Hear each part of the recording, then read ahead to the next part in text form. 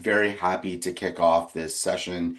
This is the first event we're holding under the new Product Management Community of Practice organization. It's a group we've been really excited to put together over the past several months.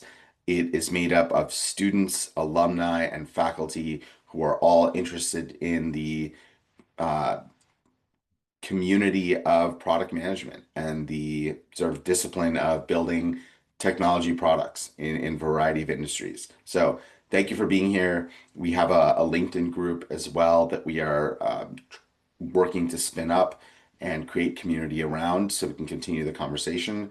We'll post the link there.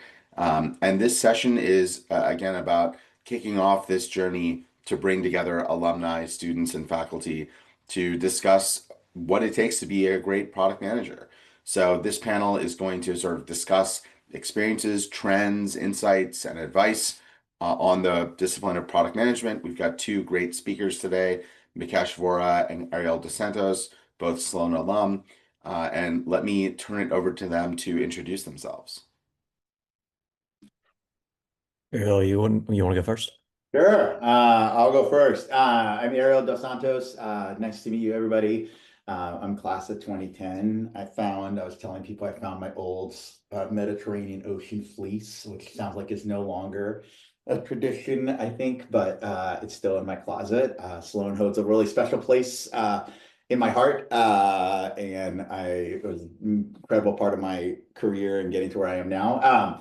I am currently the Senior Vice President of Product and Design at Redfin/Rocket. We were recently acquired by Rocket, so I think at some point I should say Rocket, but most people know it as Redfin. So I own all of our customer-facing products that you see on the website or our apps. So it's really fun. The housing space is really an interesting place to be. There's a lot of fun data to play with, and it's going through a lot of evolution and transition right now. Prior to this, I spent some time at Peloton and Amazon and Microsoft. And before Sloan, I was in the nonprofit sector doing nothing at all related to product management. And I'm happy to talk about that too as we get through it. So. Oh, I forgot, Ariel. Let's keep it product centric. So every interview I've ever done, I always ask people, "What's your favorite product and what's your Oh, least favorite product?" So hit me with both of wow. those. My favorite product. Okay, this is going to sound really silly, and you all have. So I have three kids, and my current favorite product, the one that like if I had to pick right now, is I bought this thing on Amazon. It's called the 30-second dance party button. And what happens is when our kids or anyone in our house is like in a bad mood or things are not going well, which with a family of five can happen usually once a day, anyone hits the 30-second dance party button and we all must start dancing. And it is the greatest thing we have ever bought in our house. And it literally sucks everybody out of whatever mood they're in. So that is my current favorite product. My least favorite product right now is Google, mostly because I own SEO and organic traffic for Redfin, and the Google algorithm has done some things that have made Redfin rankings drop down below. And so I spend the majority of my day working on figuring out how to get our rankings for Redfin back up. And it is the hardest single product problem I've ever worked on in my life. I'm not very happy with Google search I, results. I love both the answers. We'll have to dig into those. Thank you, Ariel. Mikesh, same to you. Tell us about yourself and your most favorite and least favorite product right now. Yeah, and first of all, pleasure to meet everyone. It's great to be here. Like Ariel, Sloan holds a very special place in my heart. I was class of 2015, so I didn't overlap with Ariel, but I've seen all the work that Ariel's been doing at his different companies. So excited to be talking with him and exchanging our respective experiences. Um, yeah, right now, I just actually started my own venture. So I am a startup founder and CEO.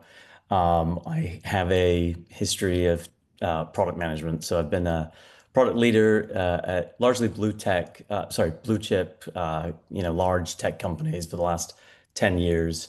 So after Sloan, I joined Amazon for 7.5 years. I joined the Prime Video division when I started, and I was managing the iOS and Android apps. And then sort of earned my stripes, got given larger problems, and the problem that was facing Prime Video at the time was how do we kill cable? Uh, the answer to that question was customers told us we got to watch our live sports. That's what we want, and that's what Prime Video does not have. And so I launched our first live sports event in 2017. It was for those who are close to sports, it was a show called Thursday Night Football. It has now become a mainstay of Prime Video's lineup. And yeah, for the next 4 years, I was working on sports. So got to work with all the great leagues around the world. It was an amazing opportunity for me. I'm a big sports fan myself. But unfortunately, the pandemic killed everything in terms of sports. There was no more sports to broadcast. So I worked in music for a few years at Amazon Music. I worked on a 0 to 1 product called AMP, which was almost like a Clubhouse competitor for those folks who stayed close to social audio at the time. It was taking off. Unfortunately, that failed miserably. We had some successes, but unfortunately, we had to wind it down. But I stayed in touch with a mentor of mine at Prime Video, who became the chief product officer at Yelp. And he told me to come on board. And for the last 3 years before this startup that I'm now doing, um, I was head of our services product at Yelp, which makes up about 3/4 of our revenue today. Your favorite product right now, and what's your least favorite product right now? Yeah, I'd say Ariel's favorite product may soon become my favorite product because I've also got 2 kids. But my favorite product right now, I must say, is Lovable. I am working in Lovable, using it to come up with UX designs for my Eng team. And so it's been amazing. I've never had the chance to sort of just see what I'm thinking, like shown back to me instantly. And then my least favorite product, honestly, this is going to be an unpopular answer, but TikTok is my least popular product or least favorite product right now. And it's probably because I've formed a small addiction to it. And I'm trying to wean myself off the product. So there you go. Just delete it off your phone, Mikesh. That's my advice to you. I'm gonna try. All right, excellent. And again, I'm Dave Bala. I'm also a Sloan alumni. Worked in product for a long time, and my main role here is being the alumni facilitator and administrator, supporter, whatever word you want to use for this product management community of practice. It's something I'm passionate about, helping again our community accelerate its progress towards being a center of excellence, a fantastic place to both incubate, grow, and mature talent into the product management industry. And if I had to quickly answer my favorite and least favorite product, I'd say similarly as a family, our product right now is this device called Skylight. It's a hardware device that syncs your Google Calendar, Outlook Calendar, etc., into sort of 13-inch tablet screen, and it does wonders. My wife is a big organizer, and my kids are too. So everyone being able to see what's going on today is really helpful. It takes a lot of cognitive load off of me as a non-scheduler. And then I'd say my least favorite product is Microsoft Teams. We use it in my job, and it is so poorly designed. I worked at Microsoft for 7 years, and I know why it is built the way it is built, and I also know it could be a lot better. So, with that, let me open this up back to Ariel and Mikesh. I'm going to combine some of our questions here, and what I really love to know is to hear about how you got into product and what role your time at Sloan played in getting you there. And let me start with, I'll just pick it random. Mikesh, let me let you go first. Yeah. Um, so when I was at Sloan, I didn't actually know anything about product management. I'll just put my hands up. I was a former investment banker. I worked for a boutique M&A house called Rothschild. And so when I got to Sloan, that was really my pivot out of finance. And moment to discover what do I want to do. And I just remember Sloan having this domino effect that led me to product management and a career here. So I remember taking, classes with the Media Lab or G Lab, and I remember taking entrepreneurship and innovation classes, meeting people in the PM club. All of that experience for me, Dev, was really kind of my informal education coupled with the formal education I was getting. And I will say that that very quickly made me able to almost like fake it till I could make it, if you like, as a product manager when I was doing these interviews. I remember Amazon came on campus for on-campus recruiting and told me to design products or, come up with this new idea on the spot. Um, but really, it was battle testing that product thinking in classes with students that helped me realize this is an amazing craft. This is always what I've wanted to do. It's got that perfect semblance of creativity and problem solving. So really, MIT was where I discovered product management. And in terms of how it shaped sort of, I think, like, my approach to it, the fact that it's on the doorstep of the engineering school, probably the world's best engineering school, that just gave me almost the opportunity, just through osmosis, walking up and down the infinite corridor, sitting in hackathons. I actually, even believe it or not, I took an intro class to computer science. And I now feel like those experiences help me just appreciate engineers and what they actually bring to the table. And that's really held me in good stead because I think a product manager that doesn't build a strong relationship or an appreciation for their engineering counterparts isn't going to go far. So, yeah, I think those are just a couple of ways in which it's really helped me. Excellent. Ariel, how about you? Same question. Tell me about your product journey and how Sloan played a role in that. Yeah, so as I mentioned, I came to Sloan from a nonprofit leadership role, so I had no technology, and I really wanted to get into a tech company. And to date myself a little bit, it sounds a little bit like when Mikesh talks about Lovable, we talk about AI. The thing that was big when I was at Sloan was social media. Twitter had just come out, and everybody was trying to figure out how do I use this for companies. And I said, well, nobody knows about it, so I'm going to learn all about social media. So I geeked out on learning about social media. I remember there's a person named Amanda Payton, and her and I would sit and talk about, well, what is Twitter going to be? And what is a hashtag and all these things. So Sloan really has this incredible environment where I feel like everyone's natural level of curiosity is 5 times higher than any place I've ever been in my life, where everybody just wants to know what's new, what's going, whether that's at the engineering school, whether that's at, and that environment made me feel like, okay, I'm going to become curious about social media. That ended up landing me a role at Amazon as an intern in marketing for the summer. And people found out that I had learned a lot about social media. So during that summer, I would get called into really senior leaders' offices to do like, I don't know anything about social media. Can you explain it to me? I felt like I was like sort of like I don't know how to use TikTok, and I'm like asking my son like, what happens here? I got a chance to play in those roles. That built me a great network at Microsoft. I came back, and then I had this idea when I was at Microsoft that I would build what's called like the first ever like social media command center. I was like, we should start responding to people on social media, not just posting it. And so I came in on a weekend, and I had hired one contractor, and we took over the kitchen and we built this command center during the weekend. And then we showed up on Monday, and facilities was like, you can't do this. And I was like, but we kind of already done it. Can you just let it be for a little bit?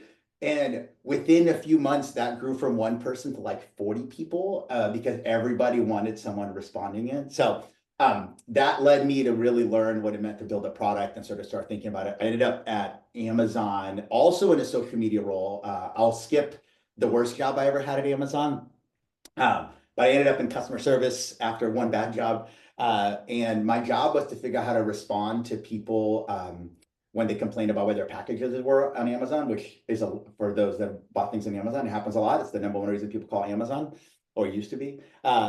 And so my boss was like, none of us know. You seem to know social media. But Amazon didn't like to use third-party tools. So they had their own home-built tool to look at social media feeds. And it was actually one of the first uses of machine learning. And one of the first things I had to figure out was like, well, what is machine learning? So another place where I had to be like, well, how does this work? And they're like, here's the engineering team that works on it. And I was like, why do I need an engineering team? We're just responding on Twitter to people. And they're like, no, you have to tell them what to build. And so I started doing that. And then that led me to I had this really amazing boss, and she gave me the chance to go be the product leader for everything post-purchase at Amazon. So package tracking, order confirmations, all those things. And that was a big part of my journey. And it was another place where I really had to take that curiosity and how to be curious that I learned at Sloan to this role. Is my first time, really in a traditional product role. My first time leading a team of product managers. I think the day my boss announced me as the leader of the team, I think in the first week, at least 2 or 3 people quit because they're like, who is this guy? He doesn't know anything about product, which is not a great way to start a role for your confidence. But some people stuck around. We started to build things. Probably one of the big highlights is we launched the photo on delivery feature. So if you ever get a picture of your package, we sort of had this idea like, why don't we take a photo of where the package is? And people are like, you are insane. No one will ever do this. You're going to take pictures of people. And we had to build all these algorithms to remove people from the photos and all these things. But we were the first ever company to really have, and now it's sort of become standard. Every time you get a DoorDash delivery, you get a picture of your thing. And so I did that for a little while. Then I moved over to the physical stores space right after they launched their first ever Just Walk Out store. And my first job there was, hey, Ariel, you need to build a grocery store. And I was like, but why did you hire me to build a grocery store? The project was so secretive, they wouldn't tell me what it was before I started. I had to start before they would tell me. It's like a very Amazon thing. And so my first thing was you got to pick the first location of the store. So another place where I had to be super, super curious. Okay, well, how do people pick where a grocery store is? And you have to learn there's like all these data sets you can buy of how many cars drive by a certain intersection at different times of the day. And whether you are you really want to be, we had this guy that worked at Starbucks. Starbucks always wants to be on the commute, on the side where people are commuting to, so you don't have to cross the road. And I was like, oh, that's brilliant. And grocery stores, you want to be on the other side. You want to be on the grocery store when people are coming home. And then you have to fight with different places to figure out where you're going to get leases and all of that. So I did that for a little bit. And then I moved into running Just Walk Out product with another Sloaney, which was amazing. I owned hardware, software, everything that went into a Just Walk Out store. And then my last role there was they wanted to figure out how to commercialize it to third parties. And I knew the product really well. And so I got a chance to figure out how do you sell this thing that we have built to other companies. And so I had to come up with the first pricing. We had to write the first contracts. I traveled all over the world trying to sell people on this thing that kind of worked, but wasn't super proven yet. So another place, I'd never run a sales team. I'd never run marketing. I'd never run all those things. And so it all comes back to just being super, super curious. Same thing happened at Peloton. I did a B2B stint there, and same thing at Redfin. So there's this thing that all of you hopefully experience at Sloan or experiencing at Sloan now, and it is unique to Sloan. I've talked to a lot of other people at other business schools where you can just feel it in the air. Every time I go back to Boston to visit my wife's family, we take our kids to Sloan, and you can feel the curiosity. You can feel the like, what about this? And what about that? I would love to be at Sloan right now in this age of AI. I think it would be so fun to be sitting around in every corner saying, well, what do we do with AI and all these different things? So that helped my career and been a thread through my entire journey since Sloan. So. Very cool. I think one thing you both have in common that I'd love to double click on, and either one of you can take the mic. You've both been at Amazon, right? And it's a very unique place just in terms of its product culture, its building culture, the way it thinks about customers, the way it works internally, right? They're famous for writing PR FAQs, and maybe you can talk about what those are. And they're famous for this idea of working backwards from imagining your success in the future and then what would need to be true to get there. I'd be curious to hear from you what aspects of Amazon did you carry forward in your product journey, right? Because anybody here can go read about Amazon. So, but what's more interesting is like how did it help you become the person you are today? I'll start. I would say the thing I took away from Amazon more than our mechanisms for figuring out the right product to build was the discipline with which you ran products. So Amazon's famous for having these things called WBRs, weekly business reviews. And I've sort of been at other companies where like you get together once a week to talk about your metrics. The intensity of a WBR at Amazon is real. You have to know your metrics and you have to know, and the most senior leader to the most junior leader will go down 5 layers of your business. And it taught me so much about at what level you need to know your business to be able to operate successfully. And honestly, I've always thought that's what makes Amazon successful. Yes, they've built amazing, but they've also built horrible features. But it is those WBRs that help you understand whether it is a great feature, whether it's working. Amazon has this, it's incredible at green lighting projects off of a PR FAQ. And I was there once where we wrote a really good press release. I thought it was really good. We got a bunch of funding. Like in the meeting, they were like, how many engineers do you want? And I threw out a number. They're like, great, hire them tomorrow. Like, awesome. It was great. And then we worked on it for 4 months and we were like not getting traction. And then we had another meeting. They're like, yeah, it was a bad idea. Move all the engineers off to something else. And that sounds a little bit rash and a little bit sort of, but it really is this discipline of like, hey, it's not working. Let's just go do something else. It's okay. It wasn't, they didn't fire me. They didn't say, Ariel, you're a bad product leader. Like, hey, we thought we had this idea. We thought this thing would work. It didn't quite work. Let's go do something else. And that ability to turn on things and turn off things really, really quickly. I've kept, my team will hear me say this. My least favorite answer in prioritization, it's maybe we will work on it. And I was told at Amazon, like the answer is either yes, we are going to work on it, or no, we're not going to work on it. And most PMs love to say maybe. Like, oh, maybe I'll get it in. I'm like, no, maybe it's just a way to not say no. You're not going to get it in. Hey, no. And then if they want to escalate, Amazon is big into escalations, and people get scared of this word, but it's a normal thing. Like, great. Well, you said no to my thing. My boss thinks it's important. We're going to have a meeting and we debate whether it is important or not. And maybes are the worst answer. And if you give a no, then sometimes we change our minds and we learn something new. So I think the discipline and the escalation and willingness to turn things on and off very quickly is really, really important. So Those are great answers. What about you, Mikesh? What do you think? Yeah, I totally agree. I've been in, Ariel, the same experiences of WBRs, just going so deep. And it's one of the leadership principles at Amazon. And one of the most striking things is how much the leadership principles themselves almost imbue and are a ever-present part of the culture. Um, so they really do dive deep. I totally agree. I will say what you alluded to even in the question, Dev, the working backwards sort of methodology. I think that for me has probably been what I've kept throughout and even since my 7 years at Amazon. I like to think I was almost institutionalized in PRFAQs. And for those who don't know what PRFAQs are, imagine just a press release written in the future with questions about, the product or the vision.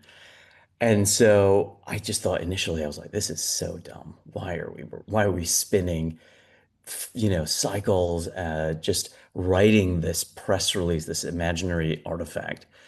Um, but after years and years of doing it, I started to realize that clarity is power. Um, and good writing actually is how you clarify your thoughts. No matter how much we like to think about it, our brains are just complicated places where there's so much going on. all at once. And so for me, writing became a way to just organize my thinking. And it just gave me a very structured way to do that. So I remember writing, the PRFAQ for our live sports product. And we just spent so much time just building that document. But it led to, what became the formation of an organization. Everyone coalesced around it. And I really do think it's one of the ways in which Amazon has been able to scale these huge initiatives. They've got a written artifact that everyone can coalesce to, and everyone is marching towards the same thing. And I've seen it now after working at Amazon that not everyone does that. People take that for granted. So they're not working from a shared mind space. So that is one of the things I'm proud of. I actually started writing working backwards documents at Yelp. It also led to two AI products that have now been released. One is the AI receptionist for business owners, and then one is called the Yelp Assistant, which helps homeowners find and hire local contractors. And so I am very happy that Amazon gave me that. I will say there's a lot of things I've had to unlearn as well about from my time at Amazon, which I don't mean to be in any way disparaging, but there are certain cultural aspects of Amazon that just won't be tolerated at other places. And so I've had to unlearn those, even though I didn't even think I was a subscriber of those ill practices. But yeah, I've really had to be careful and more thoughtful about how I give feedback to people, as an example.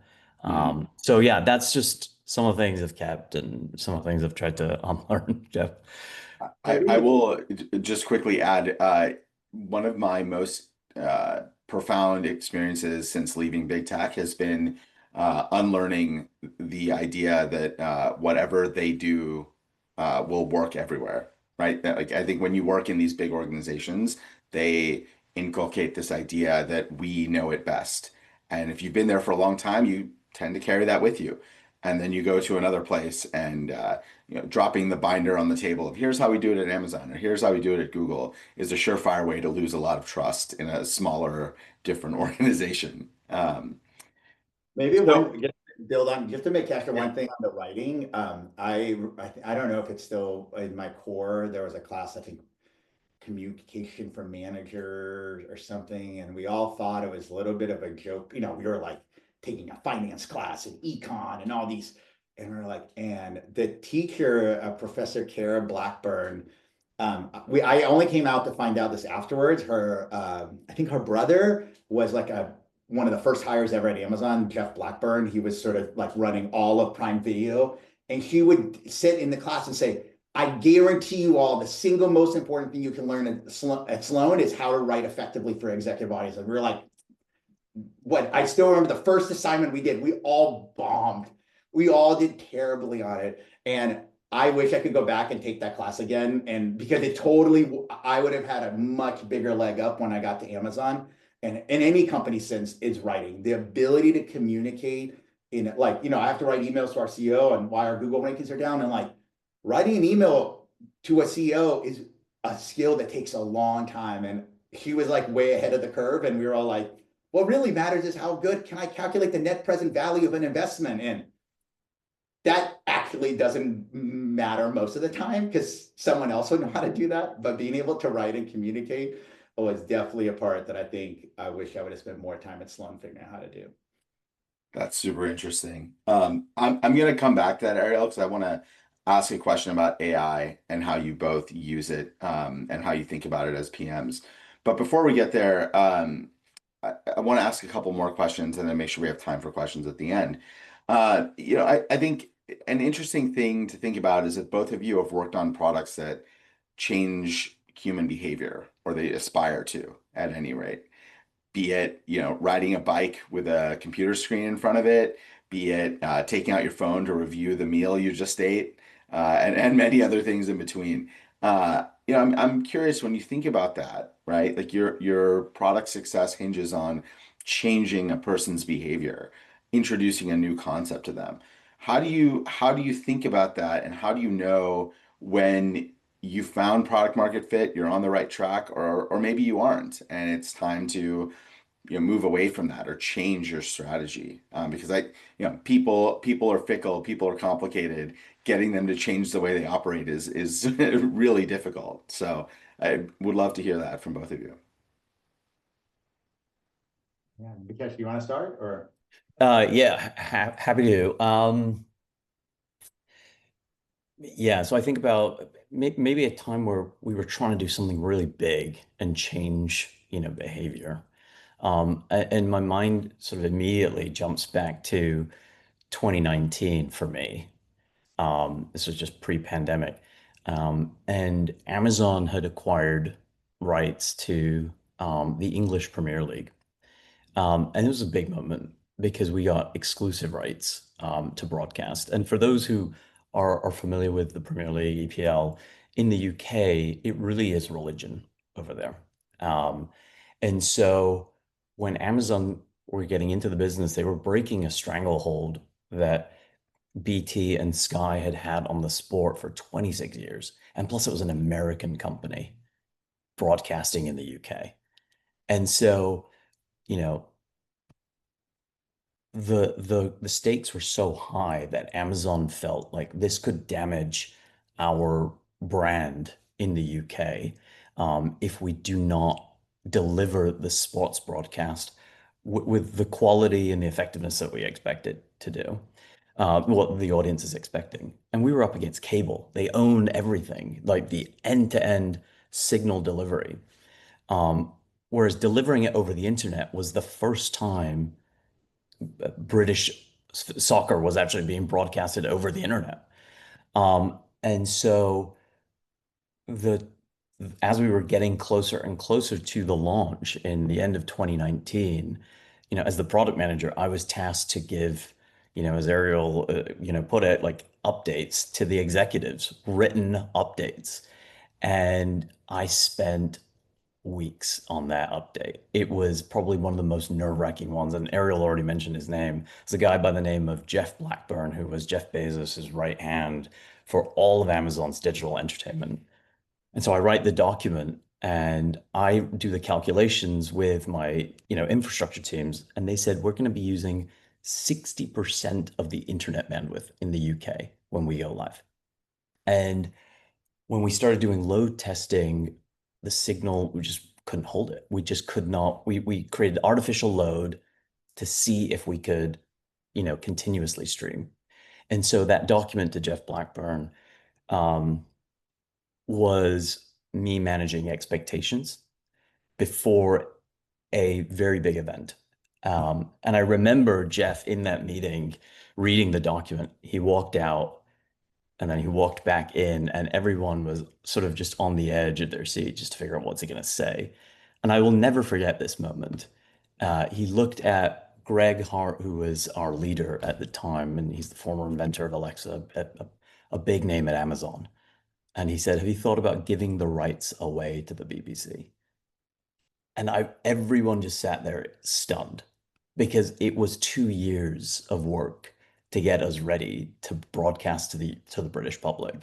Um, we had put in, I don't even want to tell you how many meetings, but that is the clinicalness like of an Amazon executive. Thank God the BBC and the Premier League said we cannot do this. Um, we cannot give you the rights because that's unfair to others. So we ended up doing the stream, and thank God our stream stayed afloat, and we were able to like broadcast. And it became a record-breaking day for Amazon. We had the most number of Prime signups in a single day, beating Prime Day, beating Cyber Monday, beating Black Friday. And so it changed the trajectory of Prime Video's streaming business in the UK after 2019. And so those are the moments I think I look back at and think we could have totally, that could have just totally failed. We could have just told him and he said, give it away, don't do it. But those are the moments where I realize, you know what? We have to really think carefully about everything we put in the document. So yeah, that's one that I'm reminded by. Hmm. That's so interesting. I bet the overwhelming majority of people in this meeting and even, just out there in general don't think about the mechanics of streaming an event like that. The idea that you could take up over half the bandwidth in a given country is just unbelievable. What about you, Ariel? Yeah, if I focus really on like customer behavior change, I think one lesson I've learned is that customers' needs are not that complicated. They want, like with Peloton, people wanted to be in better shape and they wanted to feel good when they work. That's like one of the big things at Peloton for those that are Peloton users is you rarely will ever, I mean, I can't even imagine, go on Peloton and ever feel bad about anything. We never said, hey, what did you do yesterday? You missed your streak. What were you doing? Like, it's all positive. You want to do something that makes you feel good at the end. And so that was one of the big, we didn't talk about weight. We just talked about the goals to be active, and it's not about losing weight or any of those things associated with it. And I think Peloton built an entire experience around people want to generally be more active than they currently are today. So how do you make that easy and delightful and fun? And so that was Peloton. We just walk out. It's the same thing. No one wants to wait in line. Like, I just have to say, great, can I create an experience that makes you skip a line because you don't, and we were like, great, we got obsessed. I mean, I remember when we were launching in stadiums, and stadiums, for those that go to sporting events, are a perfect place for just walk out. Everybody gets up in the middle of a period and everybody rushes to the concession stands, and all they want to do is sell as many beers as possible. And all people want to do is get back to their seats. But if, Seattle is now all just walk out stadiums. So I don't ever wait in line in a Seattle stadium, but you used to wait the entire, you missed the game. And so we would go, our team would go to stadiums with a stopwatch and count how long people were waiting in line. And then we wrote a press release that said, literally the headline of the press release was, when Amazon launches, you will be out of your seat, you're back to your seat within 10 seconds with a beer in your hand. And then, I kid you not, like GeekWire, just Seattle, wrote an article about that in the Kraken and said, you can now be out of your seat and back to your seat in 10 seconds. And we're like, it really happened. And so, but it really was back to like what a simple customer need is. They wanted to skip the line, and I just have to find a way to make that super delightful and easy. With Redfin, people just want to look at houses. And if I try to do things to make you buy a house too hard, you will walk away. You want to look at pictures. So the biggest thing I can ever do on Redfin product is to make the pictures bigger. Guaranteed. Every time I make the pictures bigger or load faster, all of our metrics go up and through the roof. And they're like, oh, I just want to see the pictures are bigger now. This is amazing. This is so much better. They're higher quality. And so I think people's needs are simple. I think where it gets hard is when the company's needs and the customer needs conflict. I think Redfin wants people to reach out to a Redfin agent to go on a tour because that's how we make money.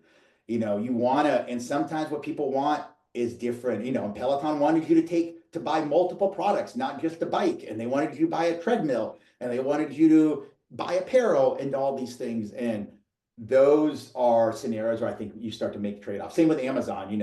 I worked in the return space at Amazon, and every customer wants returns to be super easy.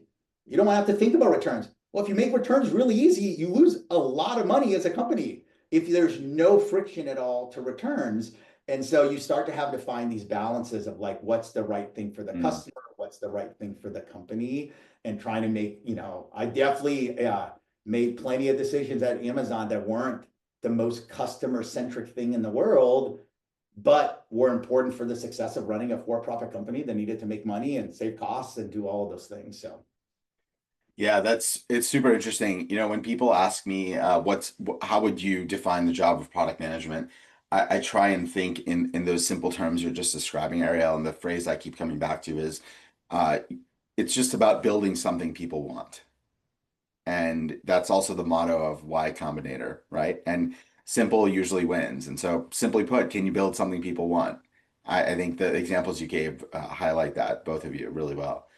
I want to be conscious of time and make sure we can answer some questions. So I think there are two big ones left on the table. One of them is around AI, and the other one is around pivoting into product from not doing product. So in the interest of time, I'm going to let each of you choose. You could either tell me what's your hot take on AI as a product leader. The other thing you can tell me is what advice would you give to a Sloaney today who presumably is wanting to get into this field? And maybe they're related, but I'll kind of leave both questions out there and let you pick which one you want to answer. I'm gonna let Mikesh do the hard one with AI because I'm happy to give you my hot take on it, but I get nervous talking about it. I will say, as someone who transitioned from nonprofit and then marketing and into product management, the single biggest advice I give to people is learn how to be a really good storyteller. And that means storytelling verbally, storytelling in the written word, storytelling with data, storytelling with stories, storytelling when things go bad. And I think every successful product leader that I've ever seen is very good at communicating. And they're not, I am far from being the most analytical lead. Like if you said, hey, let's go run a regression analysis and what I might say, please ask somebody else to do it. But I really focused on being a really good storyteller in my job. And I think that is whatever role you're in, whether you're not in product, you learn how to be a good storyteller. And so being able to do that, I think is super, super important, and practicing. And, I tell my team all the time, like the way you tell a story to an engineering team is very different than the way you tell the story to an executive team, which is very different than you tell the story to a set of customers that are trying to buy your product. And being able to learn how to adjust your stories and how to focus your stories and what to say, I think makes really, really strong product leaders. Yeah, I couldn't agree more. Like storytelling is for me, I think it didn't come naturally to me at all. I just didn't understand what good storytelling meant. It felt like such an abstract, like piece of advice that I was given early on. But then you see great storytellers do it. Uh, so I actually, Ariel, I'm glad you answered that one because you probably would have answered it exactly the same way I would have. So the other question, Dev, I guess was, um, what could you just say it again? Like what's my take on AI? Yeah, what's your as a product person, what's your hot take on AI? Yeah. So there's no other way to say it, but I truly believe that we are on the verge of a sea change in, the world that we see today. And I know that that's not a like hot take even anymore. I think that's well sort of popularized by the tech media. But as somebody building a sort of AI native product, I really do believe that I'm going to make it my next 5, 10, 15, 20 years life's work. And I guess sort of the message to the folks who are on the call is there has never been a better time to be taking an MBA just as we're on the brink of a change that will bring about change to every profession, I believe. Um, so just one example of maybe how to think, or one way to think about where do I actually see AI changing? If some of you are going through this process of discovering which field of AI do I want to be in, um, there are jobs right now being posted on, ZipRecruiter or Indeed for, a receptionist or an engineer or whatever that profession is. You can soon almost start to think there could be an AI version of an employee that does that job. And that might be even a good way for you to just think, if I wanted to disrupt and if I wanted to see what jobs are in demand right now that people have a willingness to pay for, there is just an enormous amount of opportunity out there for you to figure out, okay, there is a problem right now that people have. How can I use AI to solve it? And then just move as fast as you can to learn the tools. Mhm. Super interesting. Thank you both. Let me move it into the question section. There's a great question in the chat that I want to ask you both, but before I go there, are there any brave souls who want to come off mute and ask a live question to either of our speakers? I'm happy to raise my hand here.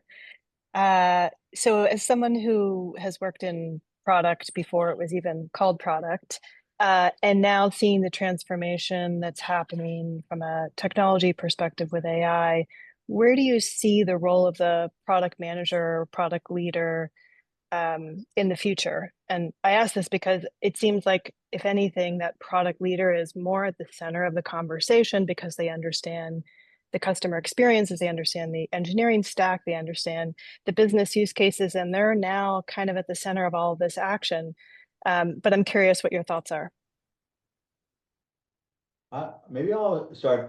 I think one thing that's happening with the change in technology, you heard Mikesh talk about lovable, is I think the lines between product design, engineering, analytics are blurring a lot.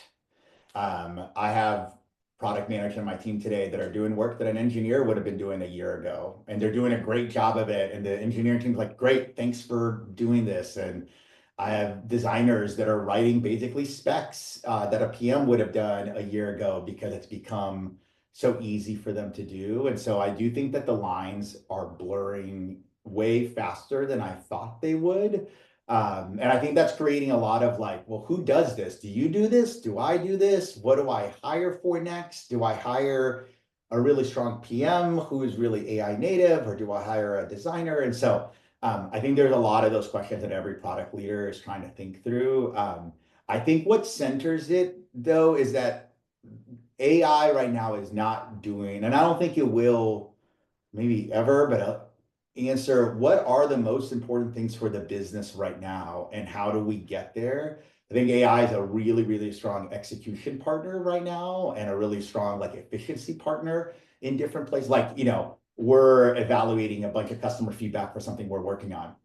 It's much easier to have AI summarize all the key themes, and it does it in 2 minutes, than having a UX researcher read every single one and create a word cloud and put them into buckets. And that would take weeks. And now we can have that answer done in minutes. And so there's places where it's just making such a massive difference. And, the PM can go do that work. And so I do think being really focused as how good are you understanding the needs of the business, what the business needs, do you need more, what metrics are important to move, how does a company make money, are the things I think they're going to stay really core, and those roles and functions will blur quite a bit.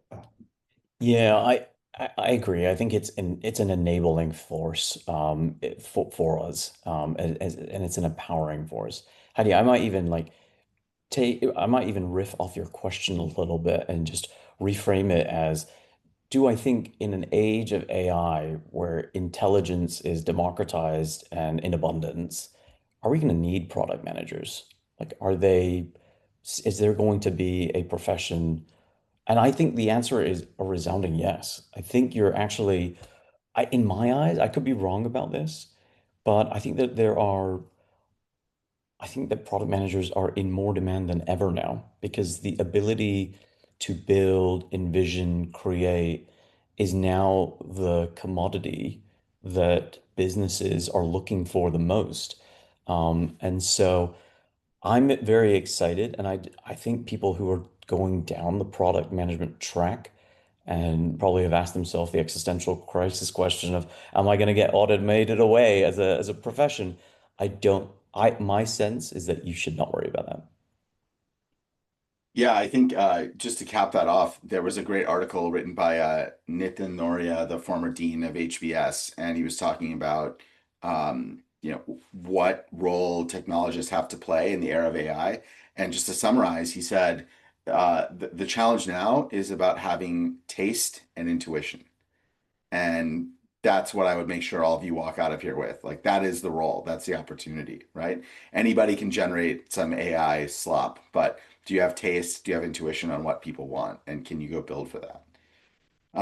There was a great question in the chat I wanted to put forth to either of you, which is let me paraphrase it a bit. How might you approach being the first product manager at a company, on a product, on a project? Both of you have done that.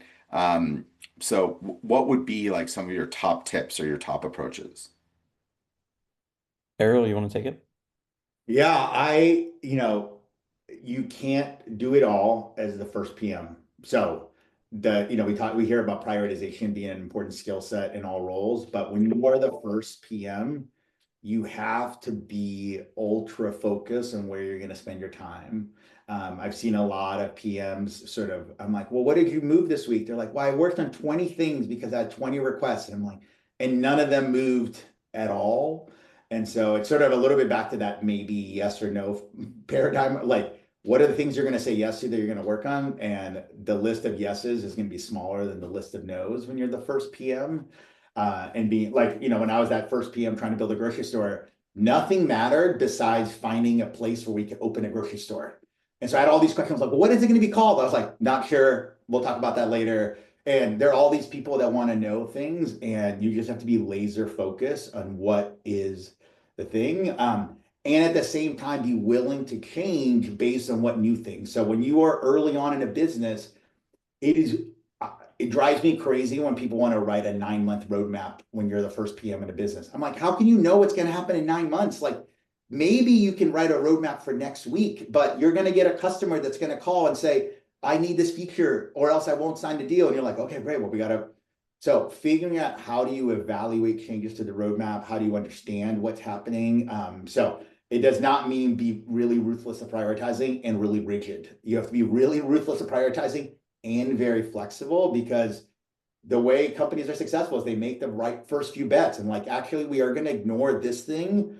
And, I always love the story of Brian Chesky talking about at Airbnb when he would they wanted pictures, but they couldn't hire photographers. So he like went around with his own camera and took pictures of Airbnb. Like, that didn't scale, but making that work showed the people the beauty of like what it looks like to rent a place. And you wanted to, back to Redfin, people want pictures. They want big pictures. He went out and took those pictures, and had he made a different call about hiring, 50 photographers, they probably would have ended up in a slightly different place. I mean, they probably would have still been successful, but I do think being really ruthless prioritizing and agile is important. So That's so interesting. Those two things seem incongruent, but they actually are like, peanut butter and chocolate. You need them both to make make the right flavor combination. That's awesome. Mikesh, anything you want to add to that? Yeah, I fully agree. I think being ruthless in your prioritization, it makes a lot of sense, especially when you're the first PM on a 0 to 1 product. And Ariel's talked about Just Walk Out and like these brand new technologies. And I think about Ariel when, he was like probably launching something like that.